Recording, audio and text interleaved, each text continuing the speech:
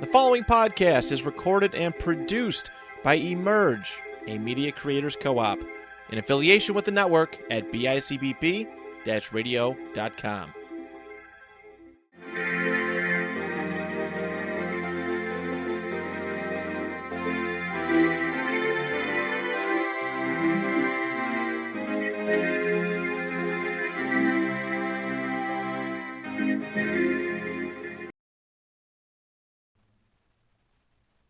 Welcome to the DoubleFist Punch podcast, the only podcast where we teach you how to fight. Dun, dun, dun, dun, dun, dun, dun, dun, dun, dun, dun. We're back. But actually not very much fighting in these two episodes. No, not really. Because they're both basically just they're introspective episodes. Yes. I guess what you would call Sure. it. The first episode up is the Corbomite maneuver. Corbomite? The Corbomite. Corbomite. Yes. Not a real thing. Yes, no, not And a he real uses thing. it twice. That lady goes to that well a couple times. Yeah. He very much made that one up on the spot. Yeah. So I guess we'll start with the Yeah, go ahead and start with the description. description on the back We of still the got box. some VHSs that are helping us out. While on a star charting mission, the Enterprise encounters a radioactive cube. When Kirk is forced to destroy it, an enormous ship appears, commanded by the ominous Bollock. Bollocks. Clint Howard later starred in Rock and Roll High School. That's Rock and roll the high school. younger brother of Ron Howard. Yes. Interesting. And he wasn't handsome as a child, and he never got any more handsome. He looks the same. That guy looks exactly the same as a little kid as he does as an Yeah. adult. Was he a kid at that point? He was a baby. Oh, He's the kid. He's the kid at the end. Oh yeah, I figured that. He's I drinking figured grapefruit juice. He might have had like that one of those like conditions where you No, just don't He's age. just an unattractive man. So he's just a child. And actually, he's been in Star Trek several times. He's been in Star Trek multiple times. Like he's played. He's kind of one of the go-to actor that he's been in every show. Not every show. I'm saying that wrong, but like he's been in multiple shows. He's been, I think, in Next Generation. He was in Deep Space Nine. He was in Picard. Oh dear. He's as yeah. Not- Clint Howard's been in all of Ron Howard's movies too. So if you go back and watch all the Ron Howard movies, he's in all those movies as well. Although you can see honestly- him in Solo. Yeah, he's in Solo. Oh, Yeah, because interesting. his niece directs some of those. Because Ron Howard's daughter directs some stuff too. So I think he's in something that she had directed too. So Yeah, honestly, nepotism, man. Well, honestly, looking like Clint Howard is like better for your career than looking average. Yeah. To be So now that I've beat up on Clint Howard because I'm so damn good looking. This is a good episode. So before we even get into this is something I want to mention why, because this is an episode that was actually filmed third. Yeah. This was I don't know. Did you look that up? Did you notice that? Directly after the first two pilots. But the special effects weren't done, so they said they had to move it later in the episode. So you can notice that like the costumes seem like goofy. Like I think Spock's got a turtleneck on instead of like the regular black color like your shirt is. And I think Uhura's in gold. She's still in gold. They still thought that Sulu was going to be like a mathematician or something, so he's not the. I don't think he's even the helmsman yet, right? He's sitting. Oh no, he is the Yeah. helmsman. There's another episode where he wasn't the helmsman yet because they thought, well, we'll have a physicist, and we're like, we don't need a physicist. Well, it's weird. I noticed like up until this point, Sulu's really only been the helmsman like twice. right. Other than that, it's like never him, which shocks me because I only People know just him as assume like that the he's main gonna helmsman. right exactly. So it's kind of shocking to be I thought like he was always. he's not. I thought No, he was starts always off, if tactical. you want the mathematics of it, oh my. Like he's the physicist in the first episode. And that was the plan for him to be like kind of a sciencey guy. And then they were like, well, we need a guy in the helm.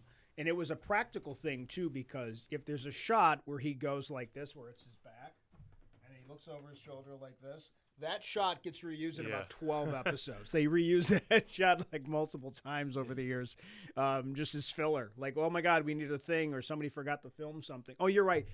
He's definitely the helmsman in this one because he's doing a countdown. You're like, that's whole thing where he's in there and he's trying to help out. He's trying to help out Bailey a little bit. Yeah. I think actually Bailey was the helmsman in this episode because He's the navigator. Oh, navigator. It's the helmsman right. and the navigator. Right. I forgot. They Yeah. They don't really have a Even though the buttons don't make any on this show, on this, the continuity of where stuff gets fixed doesn't make any sense whatsoever. It doesn't.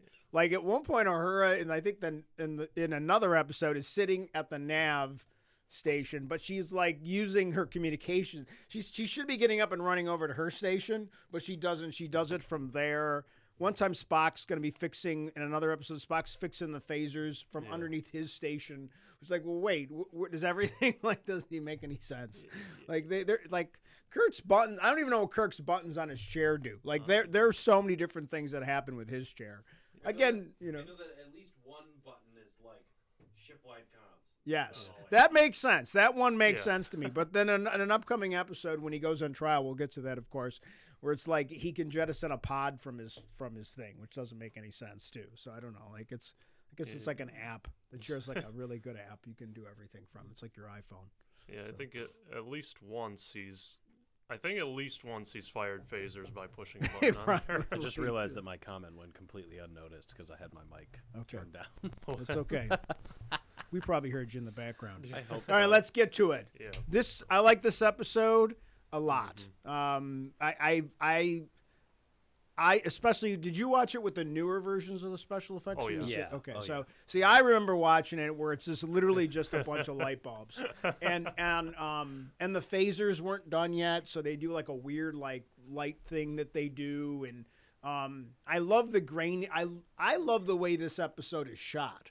I think that like they just don't shoot TV like this anymore. Like it's all Steadicam and wide shots and all that stuff. Where I just love this style of way television was filmed in this era with cool lighting and zoom-ins, like manually taking a guy and like moving a camera on.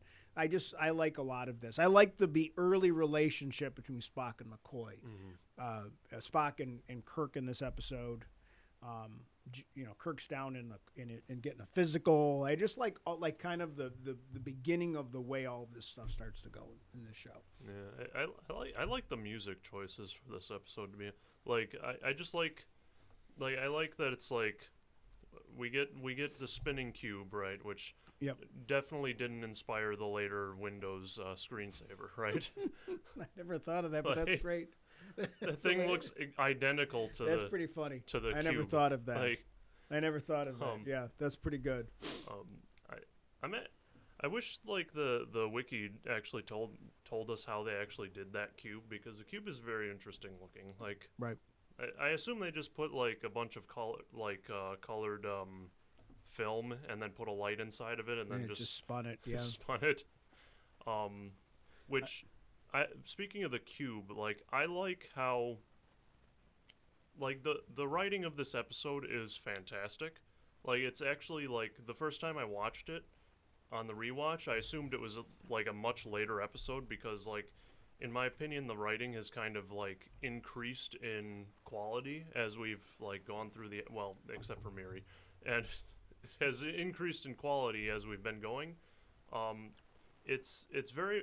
They really let us as the audience wonder what the heck is going on, right? Which I appreciate. Like, yeah, there isn't like a captain's log. We didn't know it at the time, but these guys really weren't that bad. Like they don't, like it's he's kind of out of his Kirk's. This is cool. I like about this because Kirk's kind of, he knows this is kind of tough. Like he's got to try to decide like if he should move forward, should he put everybody's lives at risk? He knows the mission. I do like. The one reason I kind of realized that this must have been an earlier episode from when it even aired is that because Yeoman Rand like brings him a salad or something because he's got to like lose weight or something because of his physical, so he's eating salads in the future, whatever. and she comes in, and he says, when I get my hands on whoever that assigned me a female yeoman, that only makes sense if it's like one of the first times we've seen her. Yeah. It shouldn't be like 7 episodes in. And she's obviously not around very long because, unfortunately, the actress had some alcohol problems, and they ended up firing her. But then, like, McCoy makes the weird, like, oh, don't you trust yourself? It's like, this is before the sexual harassment lawsuits of the, they didn't have that in the 1960s. So you can kind of like little things like that. But I do like that scene. There's a great line. McCoy has the best line, one of the best lines in Star Trek when he does like, there's a billion possibilities. Don't destroy the one named Kirk. And I just, again, talking about writing, I just love that early.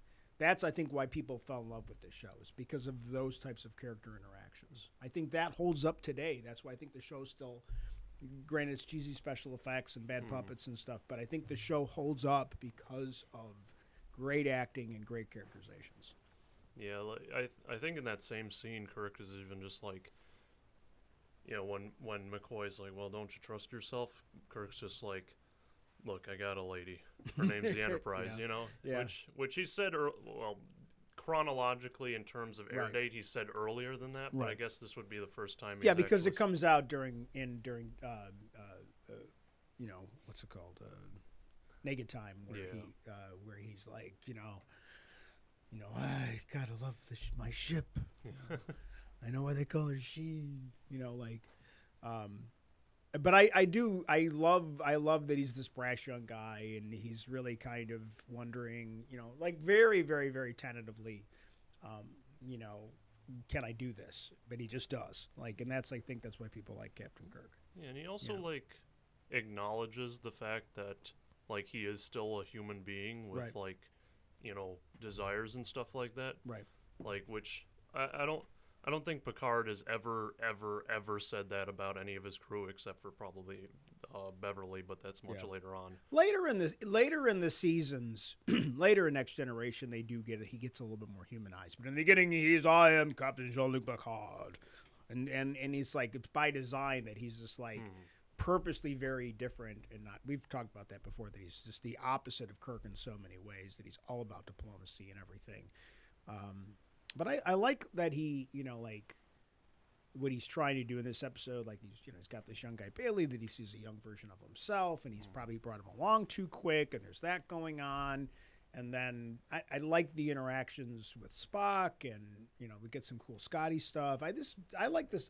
And overall, I do like this episode because it seems like it's the first time we see them really tested. The ship is tested in terms of what they can do, and I love that scene when the Fesarius or whatever it is shows up. Oh yeah, it's so good. It is just so good. Like that music, dum, bum, bum, bum. And it's just this little tiny. And you realize, you think of the Enterprise as being big, and then this freaking thing that's just so. It's like the Death Star shows up, which is pretty cool. Essentially, it's like in many ways, it's like a small moon. It's a huge ass thing.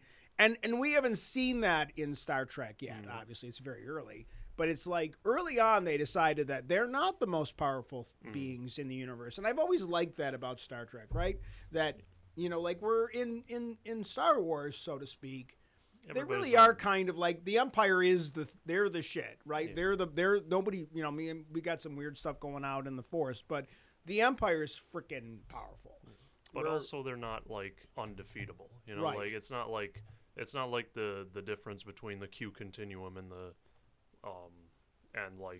Federation. Right. The Rebel Alliance has a chance against them, But also there are definitely multiple superior beings in the universe, races, the Organians. There's so many races where it's not just about Kirk. Kirk has to his humanity and he's out there promoting humans are all right. We got a terrible past, but we're gonna be all right. Give us a shot. And I like that's what they're doing. That's kind of what Star Trek's kind of about. At least in this section of it. Yeah, and also this episode really touches on the fact that these powerful beings, I don't think thus far as we've gone through, any of the villains of the stories Right. have been irrational. Right. Like and that's kind of like it kind of hints us towards that direction because like Right. everything about this interaction at first seems irrational, right? Like this Right. thing shows up. It's you know, it only starts transmitting radiation when they try to get away from it. Right.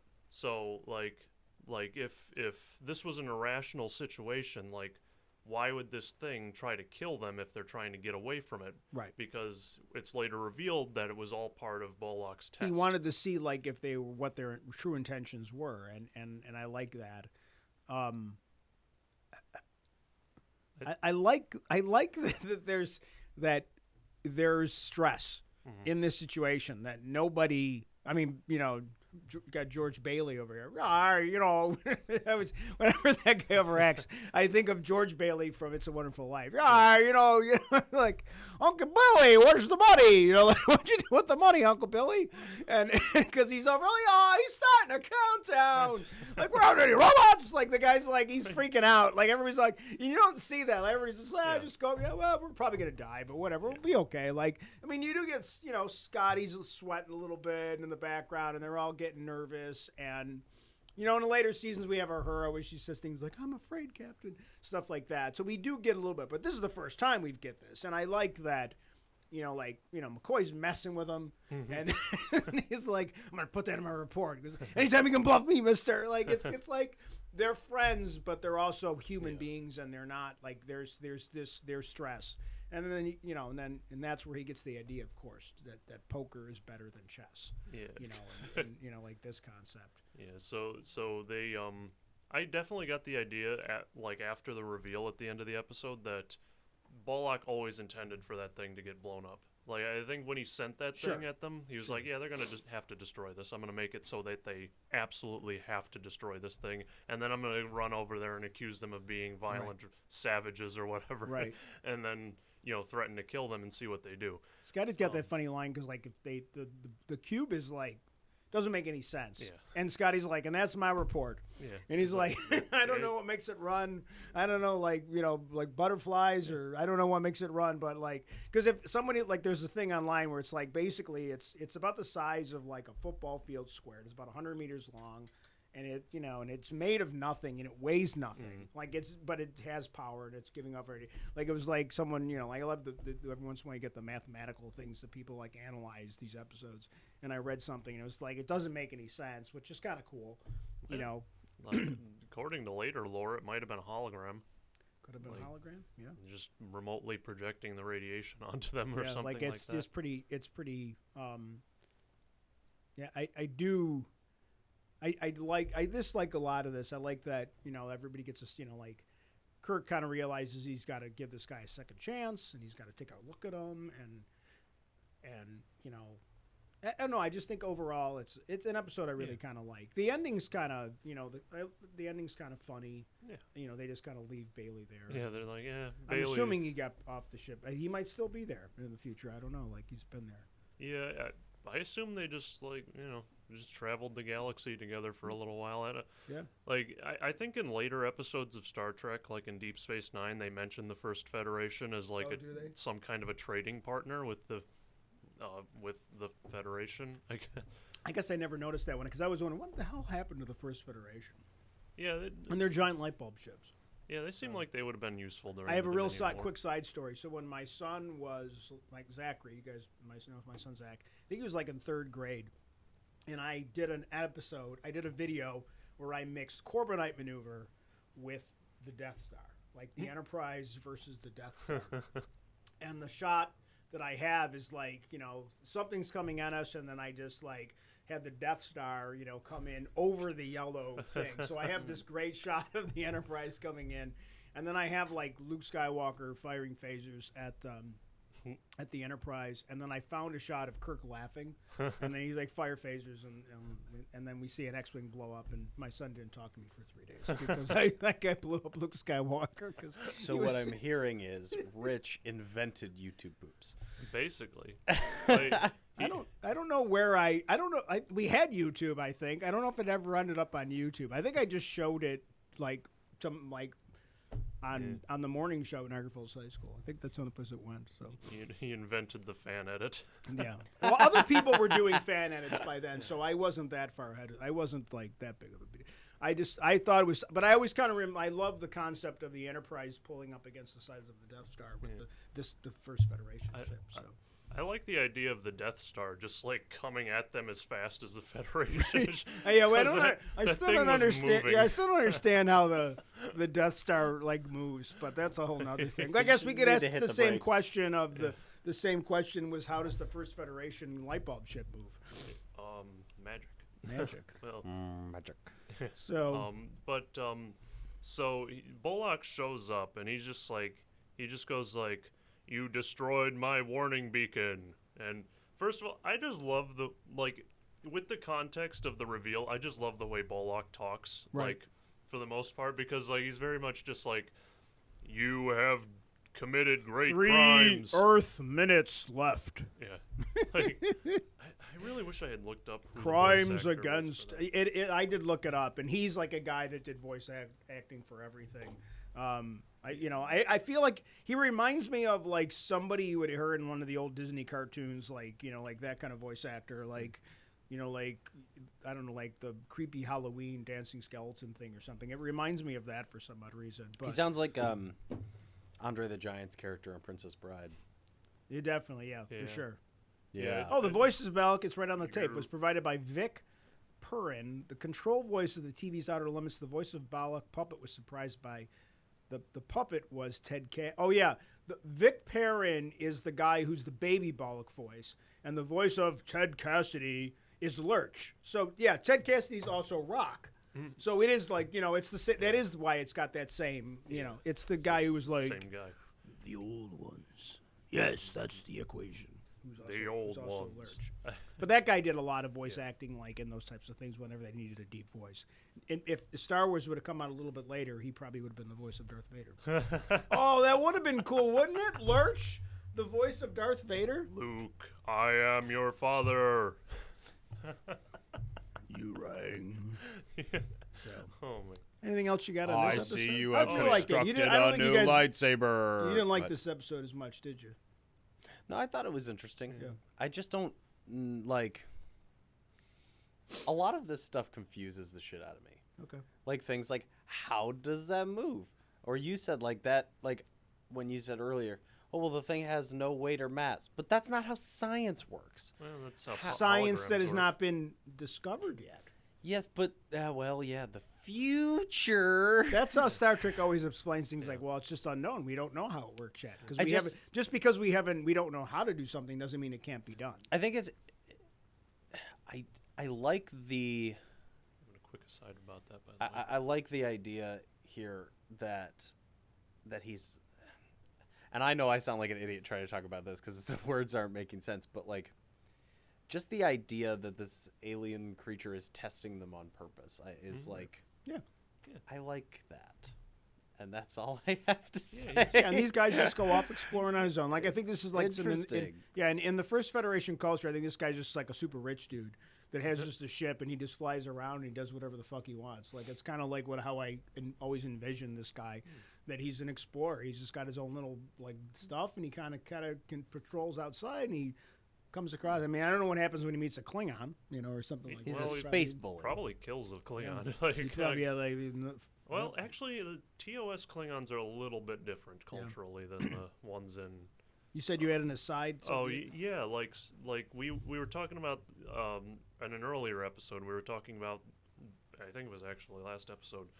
During the menagerie, they beam power down to the guns. I was curious about that to see where he got that idea from. That's a real thing. That was a real thing even in Gene Roddenberry's time before he wrote Star Trek. Like if you send a condensed beam of microwave at something, You can power it. You can power it. Oh, that's pretty cool. Yeah, like. And I guess people probably figured that that's what it was going to be like. I always looked at it was just like the Bluetooth. It's like, Yeah. like a Bluetooth. But no, I never realized that was a thing. It's kind of funny that there's a fair amount of stuff, and it wasn't Roddenberry. It was a lot of the people behind the scenes that over the years, not just in this series, but in other series that kind of had done enough research about like future tech and like warp speed, that type of stuff. How can a ship get to another planet? And the concept of warp drive was kind of theoretical, and it really was, and obviously it's still theoretical, but like they did try to read up on, like they knew, they knew the theory of relativity, and they, even in the 60s, you knew that if you go that close to the speed of light and you leave Earth, that time is passing at a different rate. So they had to figure out. So that's why they do talk about the warp, and that's why by Next Generation they're talking about the warp field, and that way like it's kind of in a bubble, the warp bubble, like all that stuff. So that ship can go, and how they address the fact that people don't age when you travel. Yeah, like I like that they kind of found a way into the sci-fi to make it work. Yeah, I think I read a quote from Gene Roddenberry that was always meant to be like hard sci-fi, Right. as in there had to be a basis for everything. Right. Like for example, transporter beams, like it's based on the fact that theoretically matter and energy should be able to become each other. Right. Which is where they get their transporter technology from. Yeah. It's kind of cool. The back to the episode though. I think I liked Bailey as a character in this episode because he's very much reacting in the way like Us would. Yeah, like a human being would. Like right. Obviously, even on like real naval ships, that's kind of rare. Like they're trained for that, but it does happen, and I appreciate that they like kind of acknowledge it. Yeah, and I don't know who wrote this episode offhand, but I'm sure that they like the concept of, and that's why the military trains the way they do, because they don't want people just losing their marbles and kind of not like that you fall back on your training and all that type of stuff, but and then you just deal with PTSD later, but just kind of get through it and but yeah, I like the Bailey aspect. I like the Bailey character. Yeah, that's and we obviously don't see him again, which is fine. Like that, you don't have to see him again. Well, yeah, he's on the he's ship. Still there. He's still there. He's now president of the First Federation. He's just took over the whole thing. So. Yes. All right, you ready to move on? Yeah, I guess so. Wait, that was a puppet? Yeah. I have. I love that it was always the last shot on Star Trek. In the closing credits, there's always like the shot of him, and it says Desilu Productions on it. It's really funny. And I didn't realize, a funny side note that I read when I was reading about Conscious of the King is that that the sets get moved. I never realized that. I thought once they built the sets, that's where they were. But they were built in a temporary location, and then they were all moved from Desilu Studios, I believe, to Paramount Studios, and that's where they were for the rest of the show's run. I never thought about that. I just assumed that there was just there was a sound stage where they built all the sets and then they were there until they weren't used. And I guess that's why there were some changes made over the years, and more sets were built because they didn't even have an engineering set yet. So they built the engineering set, I believe, for this episode, Conscious of the King, that we're getting into now. Yeah, real quick, apparently this image with one of the producers' names over it, because apparently it was deliberate, like in that like this guy appeared right as the credits for one of the producers appears. Right. That producer had that image with his name just framed in his office. Oh, that's pretty funny. That's great. I think that's awesome. All right. So now we're doing Conscious of the King. I am tired. I'm tired. The blood. So this is the box art. Yes. For this very interesting choice for box art. Yeah. It's random. The most random thumbnail from the episode that they could find. Yeah, a picture of Kirk comparing the two men. Look at a monitor. Okay. After Kirk beams up actor Anton Caridian. Caridian. It's Caridian. Deadly accidents occur aboard the starship. Could Caridian be Kodos, the executioner? Well, I think as we're going, these descriptions are getting a little They're bit. getting worse. Yeah. Who? What? So let's see the little side notes here. Barbara Anderson went on to star with Raymond Burr in the hit TV series Ironside. Yep.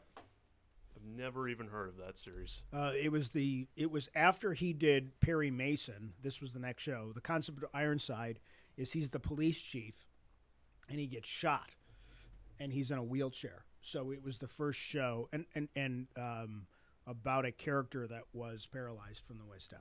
So he's still the police chief, but he's in a wheelchair. And then this fact is fun. This episode marked the first appearance of the observation deck. Yes. Which was not seen again until Star Trek V. Yes. So that was 20 years later.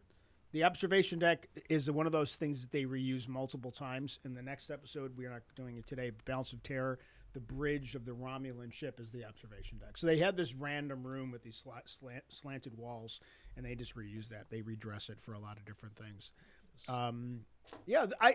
Basically the concept of this episode is that when Kirk was like a young ensign or something, and I don't know where he is, but he's on this planet, and then there's like an ecological disaster, and like everybody's going to starve to death. So the governor of the community decides to separate the 4,000 colonists into two halves, and the two halves will be killed. One half will be killed so the other half can live. And he plays God and decides. And so he murders half in a nice, quick way, supposedly. Yeah. But families get separated and all that stuff. And then, like, the rescue ships show up a lot quicker than expected. But the concept is, and then this guy disappears. Supposedly his body they find a burned body. So he escapes. And then one of Kirk's friends, who, is a fan of the opera mask on the left side of his face,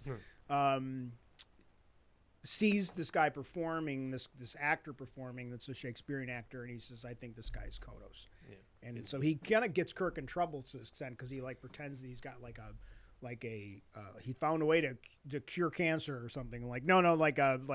Something that will feed everybody in the entire universe with 1 pea or something. So the Kirk rushes there, and it's like, oh no, I didn't really do that. I just faked. I had to get you here so that you would see that this guy's because you were there with me. So that's kind of the premise of the episode. Also, I think that guy's appearance kind of invalidates the idea that he did it quick, because I'm not sure how he got so badly mangled that he's got to have this thing on the left side. Yeah, they don't know why he has. I don't know if that has anything to. I've always assumed that and that's a funny thing that I never realized. They don't explain why he's Phantom. He's Phantom of the Opera on the left side of his face. Why? What happened to him? Was he? They tried to kill him? Was he one of the half that was supposed to die and then he didn't die, or what happened? I think that might have been the right side of his face. I think it was this side because they kept shooting it from this way. Remember, he's sitting there for a while and he's like, he's Kodo, the execute. And then, oh my God, he has he's like, they shot him like this for the first, the whole scene when Kirk's watching the play with him. Yeah. And then finally when he's in his house, he turns and we see the black thing on the side of the face with his. They didn't really hide it very well before that, though. It's funny because we do see wow, there's people that aren't in Starfleet, in this episode, which is kind of fun.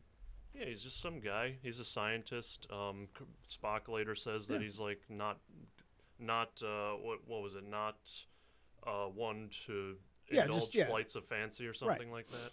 It's an interesting episode because it's kind of again, it's kind of early in the show, and Spock, Kirk's kind of off a little bit by this because his friend got murdered, and he's obviously upset about what he experienced, and he's really tight-lipped about it. He doesn't explain to anybody else right away what's going on until Spock just kind of, and I love that Spock just kind of Spock just works it out. Yeah, basically, because Kirk's kind of rude to him. He's like, Mr. Spock, I don't. If I wanted your advice on this, and then he does the whole thing where he, carry out my orders. Yeah, carry out my orders. But he does so. It's weird because he meets the girl, Who's you know, perfect casting for that, by the way. She looks crazy the second she, you see yeah, her. yeah, she's Like, she's got some wild eyes, yeah, man. she's one of those theater chicks. You don't want to date those theater chicks Like, because she's just, they're nuts. You know, just... So. like, she's just... has Julien her would know eye- about that. You didn't want to date those theater chicks, right? Because they're got to watch out for them. Yeah. Yeah, just the fact that I her know eyes, to use this, Captain. her eyes were always just like Yeah. wide open. Like, It's funny because like he's trying to like because obviously I forget exactly why Kirk realized he should go back down to the planet. I think Oh, because he yeah, does his research. And Caridian only starts to exist basically because he's in the briefing room by himself and he's doing his own research on the thing, and then he brings up the two screens or he brings up the two views, and he's like, I think the death of his friend was what brought him to. no, he decides to go to the party and Yeah. he meets the girl at the party and he goes to take her for a walk. Let's leave, maybe you and me. Let's go. And then they find his body. And then they there. find his body. And then he's like, "Well, this is Now suspicious." he's obsessed. Yeah. And then he looks and he's just like, what? I like the investigation too. When did this guy appear? There aren't any records on him. Right. Oh, when did he start being a thing? And they didn't have DNA yet. Yeah, Because no one did a DNA test. Apparently, well, it's possible maybe they had no DNA profile for the guy, which I find hard to believe. Like they never gave blood, or they don't have that in the future where they just take your DNA when you're born or something like that. You assume but we didn't even have that. or at least yet, record keeping. Yeah. I don't. I'm sure there's like digital, there's all kinds of stuff we have now, facial recognition software. So we got a yada yada the fact that it's a 1960s mystery. I don't know if they even knew about. They probably did, but maybe they didn't know about DNA at that point. Like, What's funny about it though is because there is the fact that he's a theatrical performer and he's doing live theater versus like movies or technology or something like that, and that a lot of this is there is this underlying plot theme that Kirk has to figure it out, and it can't just be based on technology. So that is kind of the underscore that like technology has taken away the humanity, and that's kind of why they're doing this program of traveling from planet to planet to planet to do live theater, because instead of just going in the holodeck or whatever, however they watch movies in this time, whatever, however they're entertained. So I do like, and they're trying to keep this theater of form of, we almost have that now with trying to keep Shakespeare as, viable in our nowadays technology. So I do like that aspect of it. I think that's kind of cool. And I like that Kirk calls up, the captain of the other ship, and he's like, "Hey man, I need a favor." "Sure, Jim, you owe." Everybody in the universe owes Kirk a dozen favors, apparently. He saved everybody's life. And he says, like, "Hey, don't make the pickup. I'll take care of it." Because, and that's the guy who does the voices, I looked it up, is a guy who was the star of another crossover with the Addams Family. He's the guy who plays like Mr. Adams on the Addams Family.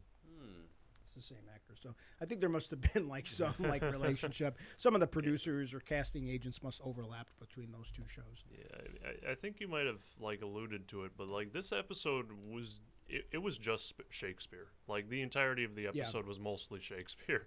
Shakespeare is a huge running theme in Star Trek. If you think of Star Trek 6, there's a lot of storylines within Star Trek that are very inspired by Shakespeare. There's even one with witches, and there's all kinds of stuff like that. So, I mean, Star Trek has always been heavily influenced by Shakespearean stories, and there's even a course. I forget where it was, but I remember when I was younger, there was like a college course that some professor taught somewhere, and it was like the writing of Star Trek and its relationship to Shakespeare and other great artists, like how Star Trek is very inspired by other works of art, so to speak. Yeah, and you actually see it more like very directly sometimes. It's like in The Next Generation. Why can't I remember Sir Patrick Picard's? Stewart? Yeah, Sir Patrick Stewart.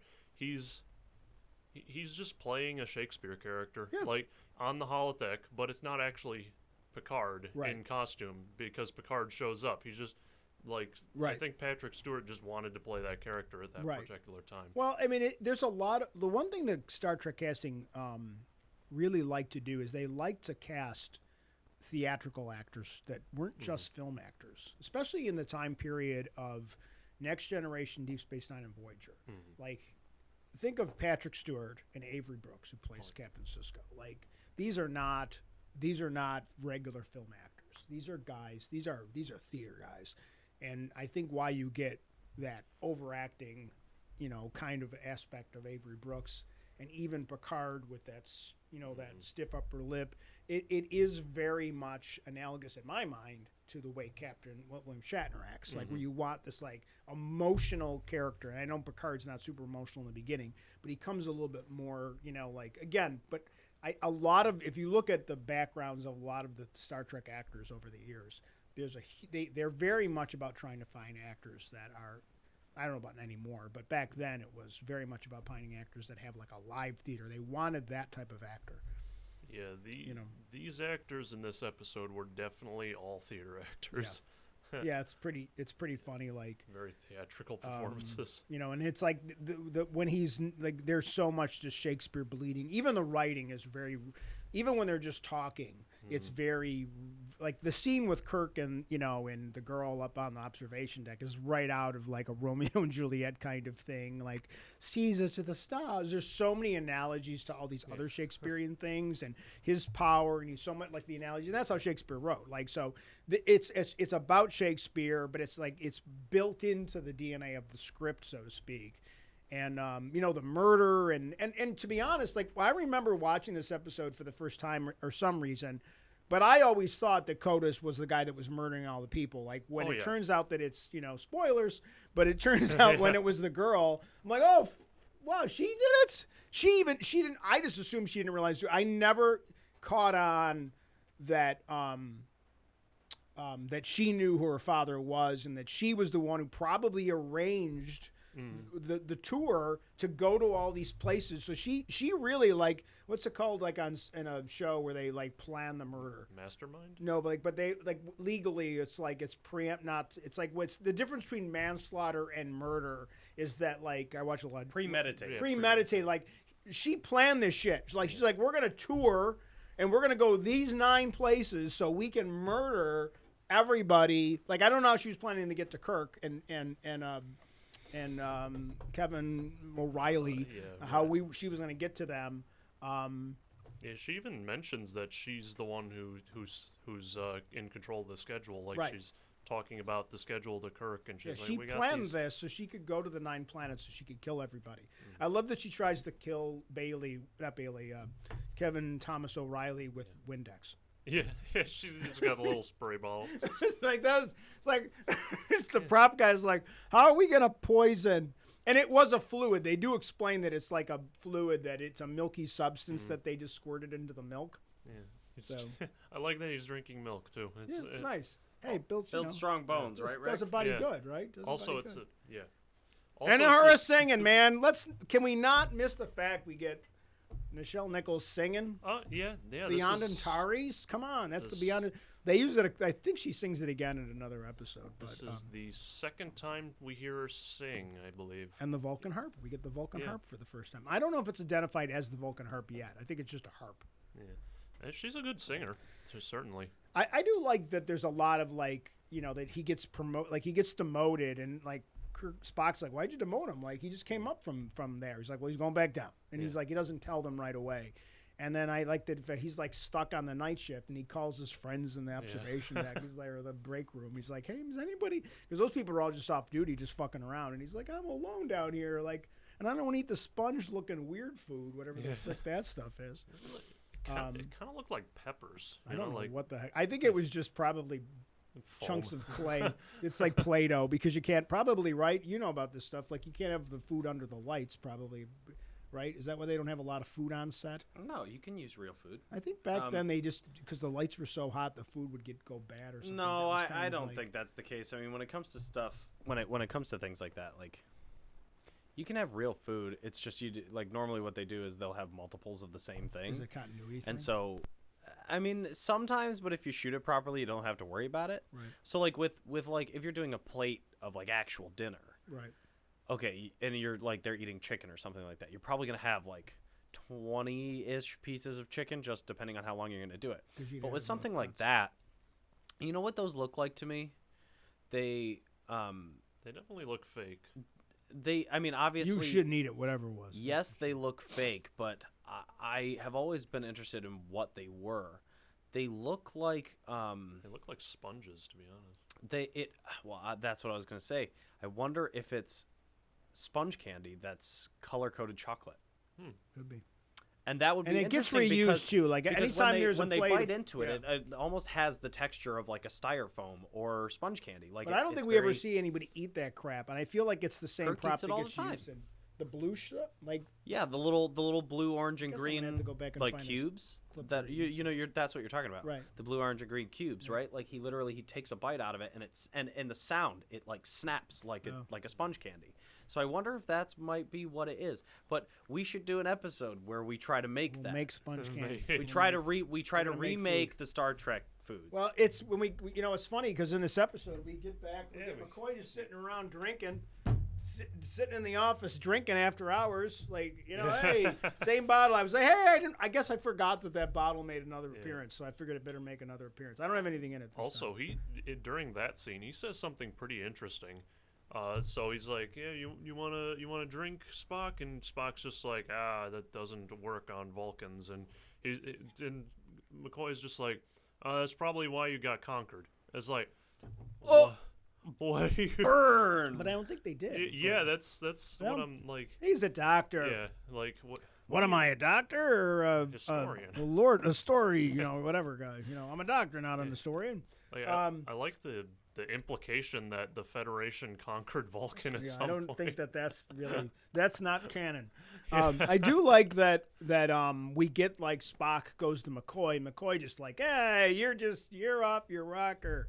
That's Jim Kirk, man. And he's like, no, there's something going on. And then finally, like, they approach him, and and then Kirk kind of gets it, and and then he starts to kind of work with his colleagues a little bit more. Yeah, Spock just kind of pieces everything together, and he's like, "You think this is CODIS?" And Kirk's like, "No," and then He's Spock's like, "That's none of "Yeah, your it is." business." He's like, "It is my business because I'm the number one of this ship, and like it's the ship's business. Like you have to, like you and if you get murdered by these people, because that's Kodos." And he's like, "Well, I need more than just your logical assumption."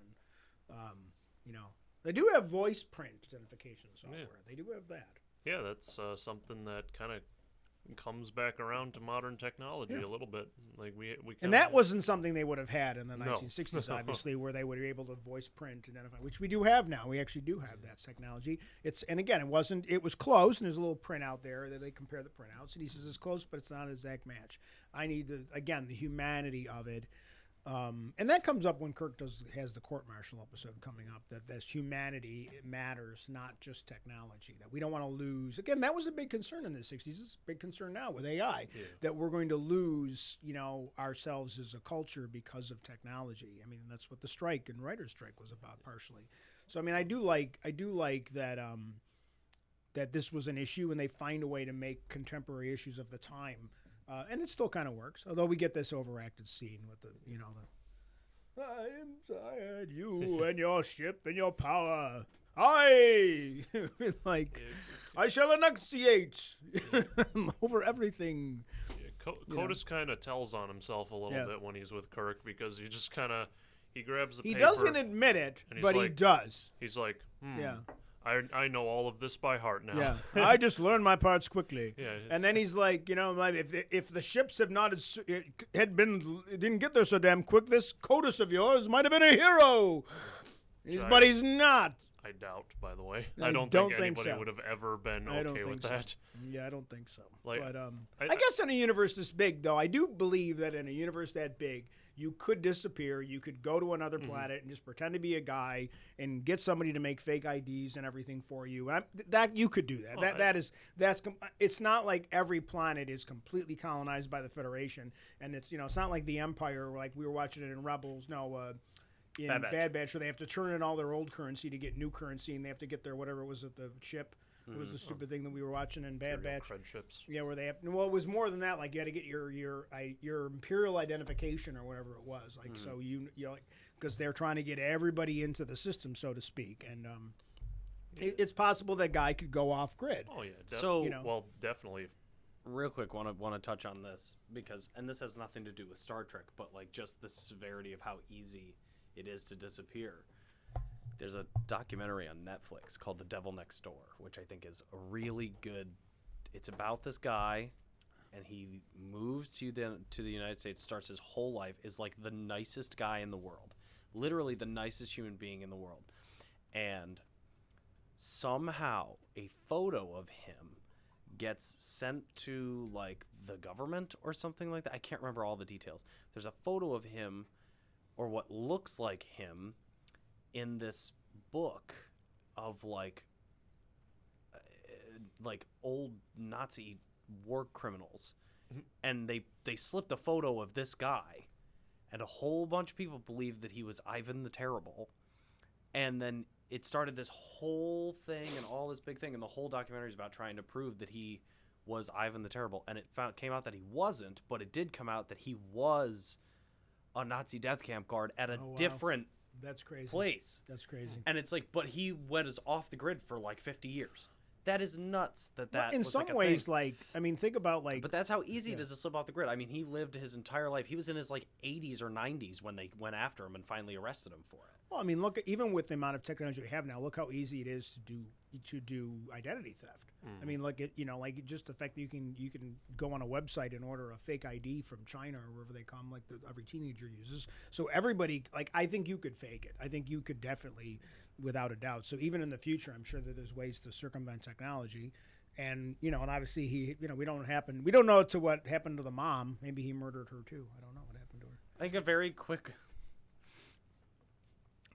Even with all the technology that they do have, I think that just going to a different planet automatically makes it significantly harder to be found. Sure. Oh yeah. Period. Yeah, right. I mean, like, and that's why, like, he clearly didn't just go to Earth. Yeah. He went somewhere, and then he started figuring he had to work. So he's like, I'll become an actor or whatever. And he's like, because then he could just kind of be, he was always on the move, right? If he's like always like that type of thespian where they're just I mean, like a lot of the stuff makes sense. I mean, a lot of it makes kind of sense. I like the fact, look, when you're backstage.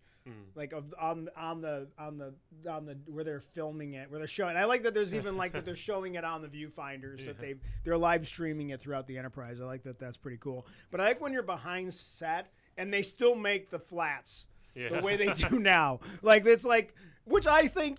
Yeah, I think they would. I think you would make the flats in kind of a tradition. If you're doing like Shakespearean plays, you're not going to have some whatever the modern way they do sets for theater is in the future. They got like a canvas wooden flat. I mean, maybe they wouldn't use wood, but I like the fact like you can see like the construction of the cardboard, like the of the the 1x3 with like a wooden plywood triangle holding the corner together. Like I made those, my theater days. Like I like that there's that I like that they go all in with this concept.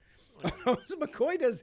I love the line that McCoy's like, no doctor's ever been to a play on time, and he's messing with a collar that doesn't move. Like, what are you fixing? What are you fixing on the collar that's attached to your shirt? McCoy was in. He was drunk from drinking whatever the frick he was, Aldurian whiskey or whatever the heck he was drinking. He was in great form throughout this entire episode, and I say that sarcastically. Like he's just like we got O'Reilly. What O'Malley? No, O'Reilly. O'Reilly. Kevin Thomas O'Reilly. Like we got him in the next room over. He's just like. Medical log. Don't close the door or anything. Like, don't go to your office. There's a guy on the ship who looks exactly like. Killed the guy in the other rooms within earshot. Yeah. His parents. Killed his entire family. And O'Reilly's just like, whoa, wow, I didn't know that. Yeah. Well, he knew that he killed him, but he didn't know that, like, Codus was on the ship. Right, and then obviously. So what'd you think of the scene after, so obviously, like, Kirk goes down backstage. And then, like, I love the shot where Kodos is on stage, so to speak, and he can hear Kirk, and Riley fighting backstage, and then he comes Yeah. off and he's all upset. He's like, "What's wrong, Captain? Like- Father, don't worry, Father. I've killed everyone." And then I love that she runs right out on stage. I think that's great, and that the murder takes place on the viewfinder in front of everybody watching the live stream of the play. I thought you were gonna say. What do you think of the acting there, though? Go ahead. I thought you were gonna say. When he comes back, he's like, "I hear the voices of the dead. They call to me." It's because he's hearing O'Reilly in the back. Yeah, right. I being thought I like- killed him, Yeah. with Windex. Yeah, she. Yeah, her. Her coming out and just being like, "Caesar, you're." See Caesar, come. See Caesar, come.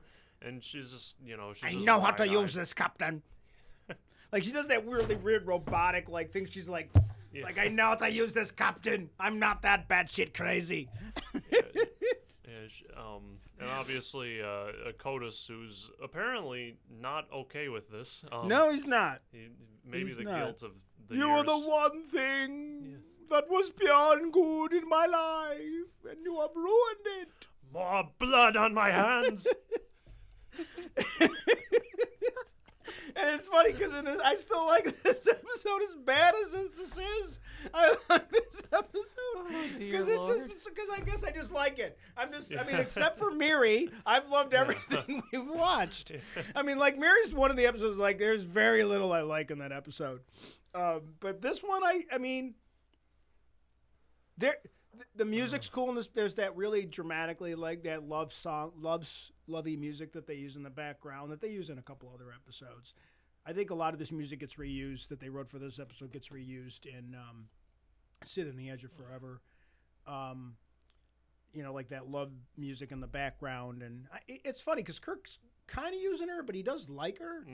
And he admits that because she's mad at him because when she says, you didn't need to be that mean to my dad, and before we realize that she's the one who murdered everybody. The play. There's no time to sleep. I'm sure that's right out of something Shakespearean.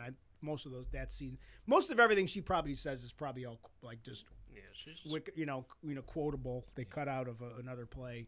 Yeah, she's just nuts. She's like, hasn't he suffered enough? And Kirk's like, no, he hasn't suffered at all. He's just been on the run for the past 20 years.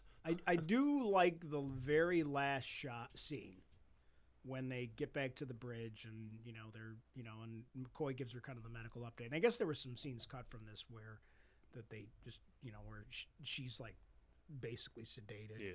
And she's like doesn't remember anything or whatever she did, which is kind of a cop out, but I do like when he's like, "You really did like her, didn't you?" And he doesn't answer. And then he's like, warp out of orbit like they always do. And he's like, he looks at him and he just gives him a look. And McCoy acknowledges, like, I got my answer. Yeah. But like that, like ultimately, this, he wasn't going to give up. Like he had liked her. He's sorry that this all happened. Like he has regret that this all happened. That she ended up, her whole life ended up being, she could have been something. And then because she found out who her father is, it took her down like a path, and she ended up becoming a murderer, but he did have feelings for her, and he's not this cold calculating guy that just manipulated her to get to the truth. Like, I don't know, there's things like that, and I liked that interaction where he's still the captain, but there's some cool stuff in that, Yeah, certainly. Yeah, we definitely see her psyche just completely shatter when she kills her father. Right. Because she's just like hunching over him, and without any like filter, she's just quoting Shakespeare at that point. This again, she's batshit crazy. Yeah, so. I would believe that she probably doesn't remember any of the, like I think she's got a long time of of psych evals. But we don't. Yeah, like she's like she's gonna go to like I just wonder if like when they go to the Law and Order version of this episode where she's like.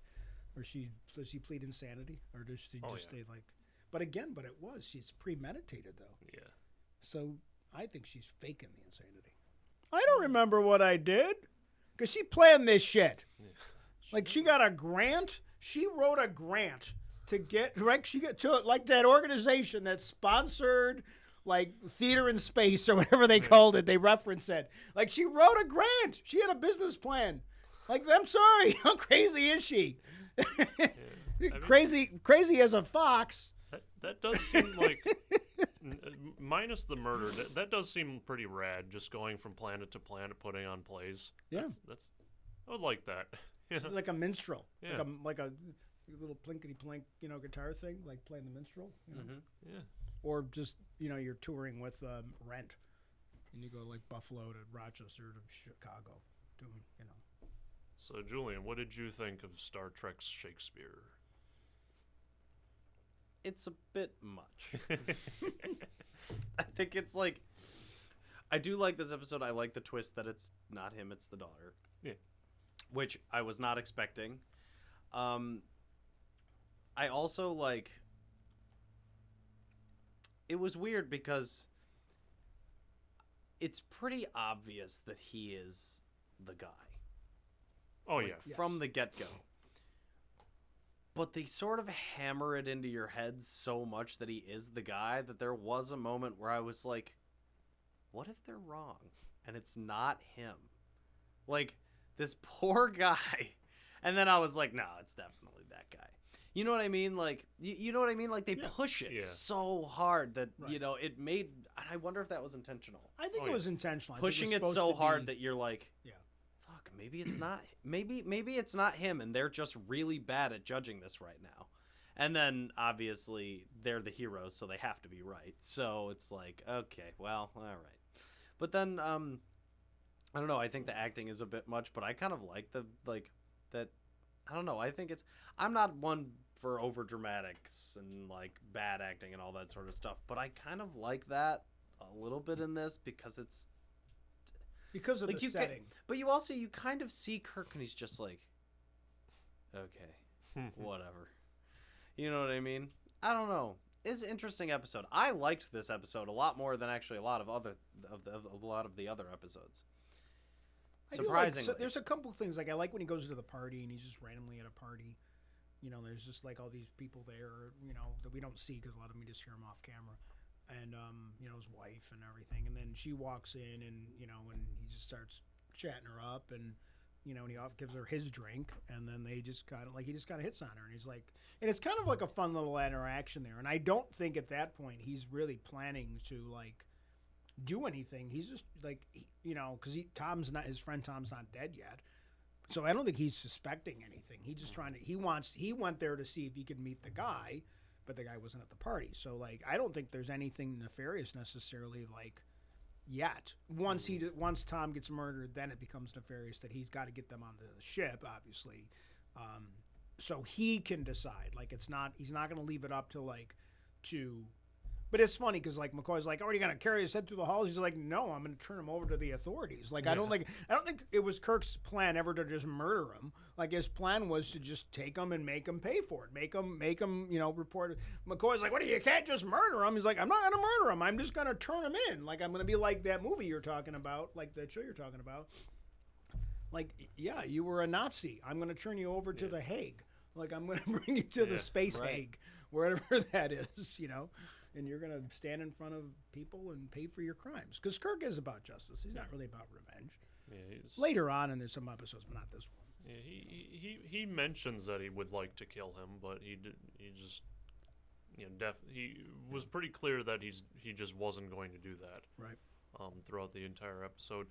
Yeah, I don't know how much I liked McCoy's portrayal in this episode. I mean, I like his interactions with Spock, but he seemed kind of irrational throughout. Yeah, it's not. Yeah, that's a funny observation you have there because I kind of thought about the same thing too. It seems like he's a little off in this episode. It's not quite just sitting around drinking doesn't seem to be a thing we see in the future. I guess they were just trying to do a little bit of character exploration in the beginning of being relatively early still in the show. Some stuff is right on, and other stuff not so much. There's some stuff in this episode that you can tell it feels a little bit different. One, this is the last appearance, maybe not chronologically, but this is the last episode where Yeoman Rand participated. Because at this point, she was, I don't know exactly. I know that she had some alcohol issues, and she ended up getting fired. But this was the last episode she makes an appearances in terms of the order. She's in an episode coming up, but again, they were put out in different orders. She only has that one scene where she comes off the turbo lift, and she runs into the other girl, and she's kind of jealous, and that's it. And then, and I, felt bad for the actress. I mean, obviously she had problems, and wasn't uncommon at that time. Yeah, well, it's not uncommon now. Poor Matthew Perry, R.I.P. So, Yep. Anything else you got? I think we covered the episode pretty So well. I'm gonna 104. All right, I'm going to put this forward that before we're going to be doing in our next episode. What's next? Balance of Terror, and then what's after that? I'm looking According right to now. your list. Let me see. Definitely Balance of Terror. Balance of Terror is next, and I have something I want to ask our audience to do before we. Vamp. I'll talk about it. So, Balance of Terror is the next episode, and it is the first time we see the Romulans, and it's kind of like one of those World War II movies, like with submarines. It's kind of very reminiscent of that, and it's been well stated for that.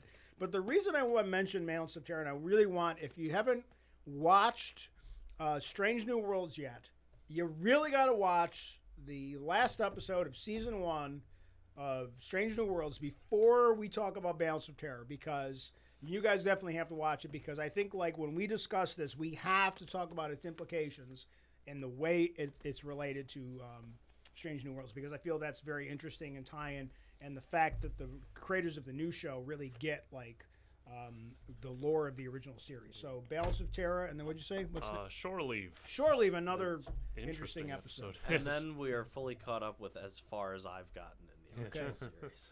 Shore Leave's fun. Shore Leave's like I think the first kind of fun episode. Oh yeah, they have a lot of fun with it. Yeah, that's a good fun episode. Which obviously, well, it's not fun at first. It's not fun at first, but very harrowing. I love at that first. it's like kind of they go to holodeck planet kind of. It's kind of like a cross between Ryza, which is the pleasure planet in Star Trek, which I can't believe that they have, and the holodeck. It's kind of like a cross between the two.